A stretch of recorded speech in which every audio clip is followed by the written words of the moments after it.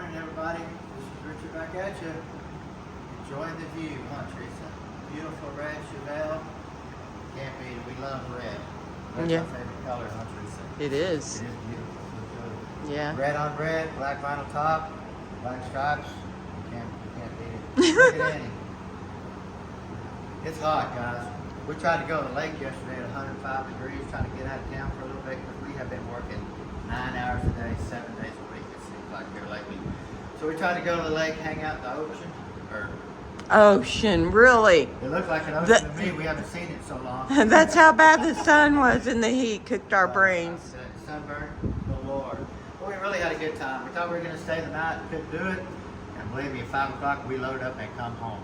We had a nice camp set up, tents, everything ready to rip and rock, but it wasn't going to happen. It's too hot. Annie loved the water. I mean, I thought she was going to drown herself a few times. we brought her a life jacket actually to start wearing now so we can don't have to keep an eye on her as much, but she loves the water. Yeah, no but doubt. anyway, we're back on the Chevelle. We got Miss Teresa recording number 1, and we are going to show you what a blow-through carburetor looks like. Kind of give you an idea how they work. They actually work really well. The technology on blow-through carburetors have come a long ways. Multiple companies out there making them, but the one that I have found to be the best for drivability and for racing is the CNS blow-through carburetor. Roger over there, the group over there are fabulous on their tech support, on getting the carburetor to you right the first time with hardly any tuning adjustments or anything like that. But I wanted to kind of show you the difference between the carburetor on the Dirty Bird from a 4500 Dominator style and a 4150 smaller version style. So there is a big difference in the two, how they work. But you got to remember, this carburetor here is off the Dirty Bird. It's a 427 cubic inch small block. It's a big 1000 Dominator carburetor blow through. Now this carburetor here is on M1 alcohol only. A lot of fuel being pumped to this thing, probably 1.5 gallons pass. Time you do your burnout stuff, 4 second pass, it goes to a lot of fuel quick. This carburetor here is on E85, which is a race fuel mixed with basically, I would say, M1 alcohol. And why they do the mix is because they want to do away with the intercooler, but they need something to cool the air charge going into the motor, so they mix methanol with race fuel and they call it E85. Same stuff, kind of basically. This carburetor here, since it's on alcohol, it don't need no intercooler at all. It just cools the air charge going down in the motor. I actually, when I was running it, I had a sensor on the bottom of the manifold, temp sensor. I mean, it would drop at 160 degrees, no more than the when the fuel hit it, it started coming down instantly. Now, since I'm running fuel injection, I got like 280 degree air temperature going into my motor, but the injector at the valve is cooling the air temperature right at the valve before it goes into the cylinder. So kind of the same thing, but I'm thinking about adding an injector and actually cooling the air charge going down into the throttle body. Now remember, I don't run a carburetor anymore. I run fuel injection, a Holley Dominator. 850 atomizer injectors, great big injectors. Like I said, we've dumped a lot of fuel through this motor. Now, when this is the 85, it's on a 555 cubic inch big block. You got to remember that. Big block, small block. Look at the size of the carburetor difference. You'd think the big block would have the Dominator on it, and the small block would have the 4150 on it. I think this is a 900 series carburetor here, being that it's got the inserts in the top here, and this is like a 1200, or excuse me, I think it's a 1100 or 1200. They make a 13. They do make a bigger one than this, even it's got, I believe, blue or purple inserts instead of the gold ones here. So, but let me show you here how this actually goes, and this is crazy. You can see what E85 does to a carburetor. Just eats it alive. Found my little screwdriver here. All of this is corrosion. And once you see the corrosion, it already started eating into the surface of this dual needle and seat bowl right here. Now most Holley carburetors have one needle and seat right here. There's an adjustment right here. You got one float that goes up and down. Since we're going to be dumping a ton of fuel through this thing, we need two needle and seats to put enough fuel through these needle and seats to keep this bowl full under boost and making, 12, 13, 1400 horsepower. But you can see the corrosion up there. So this carburetor will have to be totally taken apart, soaked. We got a brand new bucket of Chim Dip here, carburetor parts cleaner. Put it in there for about 15-20 minutes. We'll gut the carburetor completely, get all the needle and seats out of it, anything plastic, anything like that will be taken out of it, and then we'll soak it, and then we'll come back and clean everything up. Now, you're probably going to ask this question. Now, this is a blow-through carburetor. You got your normal jets here and here, and you have your normal 4 jets back here in the back, like a normal Holley carburetor has on every one of them, right? Unless you're a vacuum secondary or something like that, they won't have the jets in the back. But this one here, you got to remember, is boost reference. And boost reference is what I mean is when the turbos come up or the blowers come up and start dumping more air into the motor, you have to dump more fuel. And the only way to do that is through the power valve right here. Now you can see the corrosion all over the power valve. This power valve right here is really stiff right now. It's a rubber diaphragm in there. Boost comes in here and pushes on this pillow, opens it up, lets fuel come through here, up through this circuitry, through here, and then comes through here, and then goes through these 2 ports here, and then comes out your carburetor right here and goes inside through the butterflies. The front one's done identical. Well, you're going to ask me, how's it boost reference? Well, if you look at this stem right here, it's got a hole in it. So in other words, your boost comes through from your blower or turbo through the hat, which is your hat, comes all the way through, comes in this hole right here, runs down this tube, and comes out this little hole right here, pushes on this diaphragm, dumps more fuel through the motor. It actually opens up this circuit right here and dumps more fuel into the motor. So you're dumping your jet and your jet behind your power valve. Let me show you this. Now, I talk about drivability. These carburetors are so good on drivability because what I do is I set your main jet up. I always run 4-corner jetting, all the same. I never change my jets. If it's got an 88, it's got 4 88s. I never mix them up. So you got your normal fuel coming through here, and then when your boost hits your power valve, opens it up.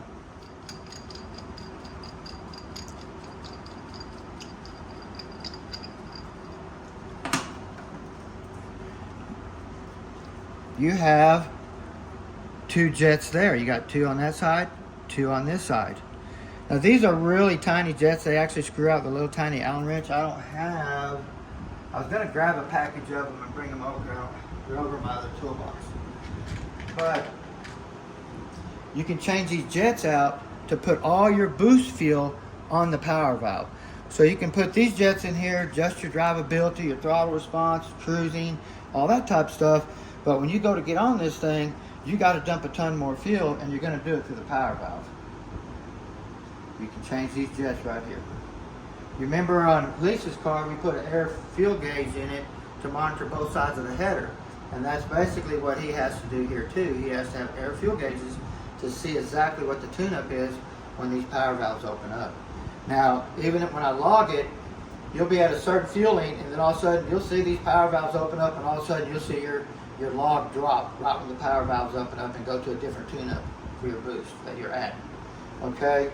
Now, what I do also, being that this is a Procharged car, no more than you hit the throttle, like that, it's going to try to open this power valve because 5 pounds of boost will open this power valve, and we do not want this power valve to open under 5 pounds of boost.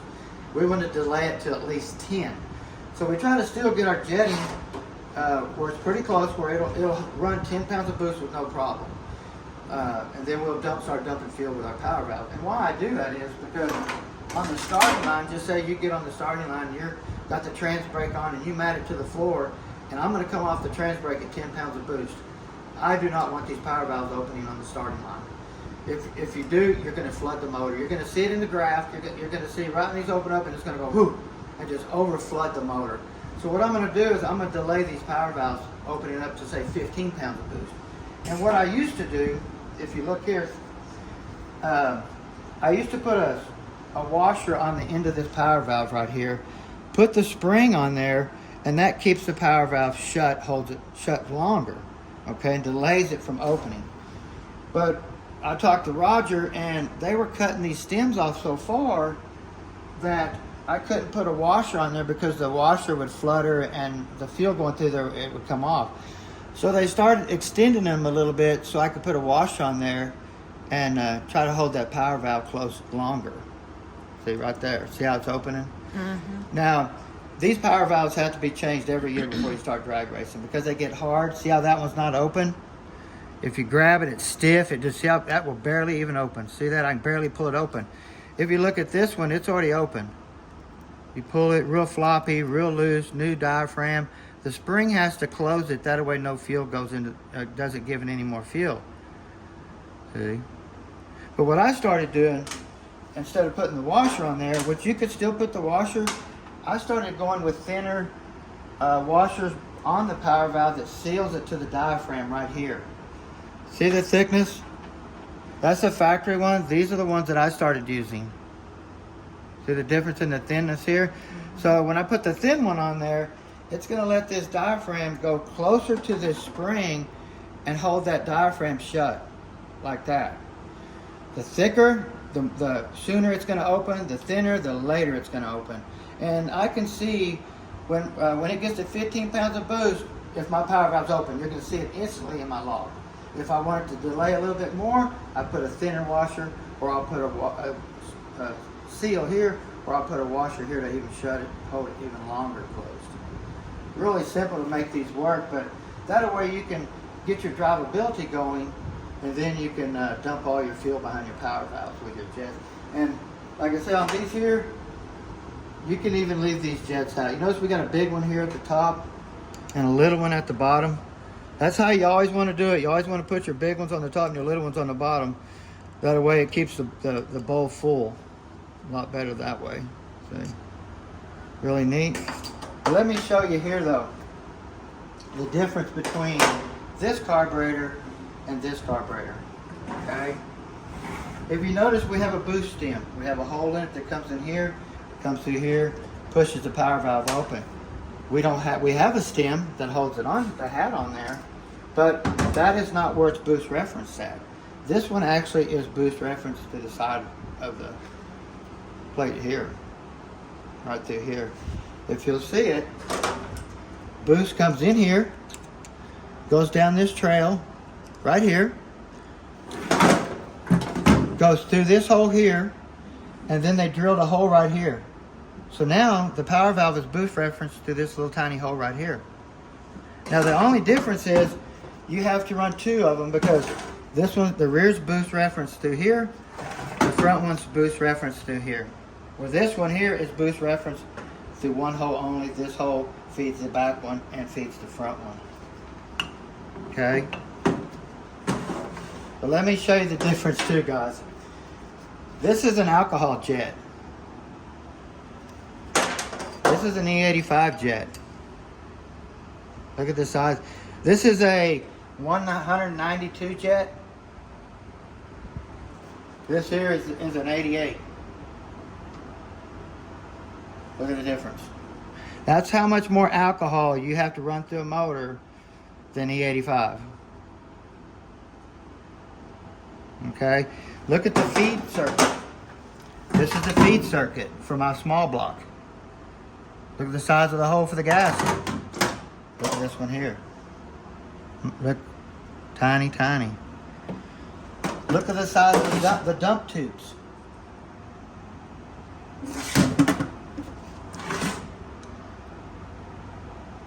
Way different right here. Okay? Now if you come over here, now you remember this is still boost reference off the power valve. Now we're going to be, since we're going to run twice as much fuel as we are through this carburetor, they actually still got your spring, we have a thin washer, and we've got 6 holes. 1, 2, 3, 4, 5, 6, 2. There's jets in here. We have no jets in here, so we're putting all the fuel through this plate that this plate can handle. So we're dumping a ton of fuel through this small block. Actually, normally we'd put a washer on here, but since I started doing the shim thing, we just do it like that. I put some grease on there and make sure it stays on. But like I said, it's boost reference through there. It's really neat, but it goes through here, so you have it wide off, teed into both of them. That will open at the same time. Now also, this carburetor here is still fuel controlled by floats. Okay, it's got 2 of them and it's got large needling seats, because we still have to dump a lot of fuel through this carburetor and keep these bowls full. Well, like I said, your standard would just have 1 needling seat. Okay, if you get over here and look at this one, we have no floats. We have no needling seats. Now we do have a donut float right here that they installed. Fuel comes in, lifts the float up, turns the fuel off. If you look, we have wiring coming into the little float, comes over here to a ground, comes over here to this electronic plug. This goes to a little computer. Both these plugs do. I turn the key on. These floats control this solenoid right here. Now this is my new needling seat. This is an electronic seat that goes to a computer. It operates off this little float to keep the bowls full of fuel. But this thing right here will dump 2 gallons of fuel in no time. These bowls will always stay full, but you can see where they did away with the float.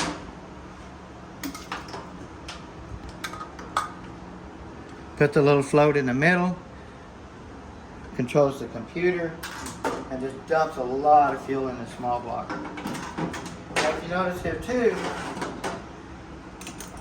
this is my small block top hat. This is this 540 cubic inch big block top hat. This is on my Dirty Bird. This was on that Chevelle there. To me, I would have put but these have changed the intake. I'd put a Dominator intake, went with a Dominator carburetor, and did it that way, but I think it would have worked a lot better for him doing it that way. But it's too late now. But also, if you notice, he had a gasket on here. Mine has an O-ring. Now, he did bring me some O-rings because if you look here, the top hat is machined for an O-ring. Same way with his. It's machined for an O-ring. So, when we put it back together, we are going to do away with the gasket, and he did bring me some O-rings. Okay? Now, while we're doing all this, we're cleaning the carburetor up, we're going to clean up the pressure regulator, we're going to make sure everything is spotless, and then we're going to take this 44 blower pulley, Procharged pulley off, and we're going to put this 38 one on there. 6 more teeth. That's 6 more teeth bigger than this one here. So this is going to bump the boost up a ton more, and it's going to make the boost more crisper. It's going to hit the carburetor even faster, and it's going to hit it harder. So what does that mean? That means we're really going to have to watch these power valves, because that thing, if it's going to make 15 pounds of boost or 20 pounds of boost, it's going to do it no more than you hit the throttle. I mean, it's going to make it instantly, and you don't want these power valves opening up instantly, because it's just going to dump, it's going to flood the motor. So if you're just sitting there, and you're going whoop-a, whoop-a, hitting it, these are going to open up, flood the motor, flood the motor, flood the motor. So we got to delay these. But you can see just how hard and tight that's on it. This thing barely, it won't even open. And he's wondering why it's running lean. It won't even open. These have to open up to give them fuel. Look at that, you can't shove it open. You get this new one, it's already hanging open, and look how much farther. Mm-hmm. It almost turned sideways. So anyway, I hope that kind of gives you an idea of what a blow-through carburetor is like in the different versions of the alcohol, E85, C16. If this was on C16, it would operate identical. That, Roger over there would change it up a little bit to work on C16. A lot smaller ports and stuff like that, because you're not running as much fuel as C16. C16, say a half a gallon, E85 a gallon, methanol a gallon and a half. running at the same time. So I'm saying that's just how it works like that. So, okay, we started tearing the back bowl on the back of the carburetor apart, and this is what we found here. It's packed up by the needle and seats up in here. You can imagine what it's like inside the accelerator pump. And then you can see here they did add jet extensions. That way when the car takes off, the acceleration don't run the push the fuel away from the jets when they're normally up here. So they extend up to the very back of the bowl back here. So it'll pick it up. They didn't extend the power valve tube here. See that? So you can see, got that one cleaned up, but you can still see the pitting, how it eats it. Look at all that. But I mean, there's nothing you can do about it. It's just dirty fuel. I mean, it eats it up. You'd have to take this carburetor apart. Once you drove it, enjoyed it for the night, within 2 or 3 days, you have to take this carburetor apart, clean it out, and if you want to save this carburetor, because much longer, and this carburetor would have been trashed.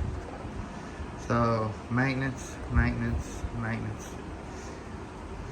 Look at all the jets on an E85. Look at the jets on alcohol. Crazy. Well, anyway, pretty cool video, I think, Teresa, on learning on blow-through carburetors are still alive, working really good, and I still think CNS is the best one to buy for drivability on the street. And Roger, I said he can get you the right unit the first time. So anyway, Teresa, we want to thank you for recording. And guys, we want to go check out our merch page, subscribe, all that cool stuff, and we'll have another video coming shortly. Have a great day.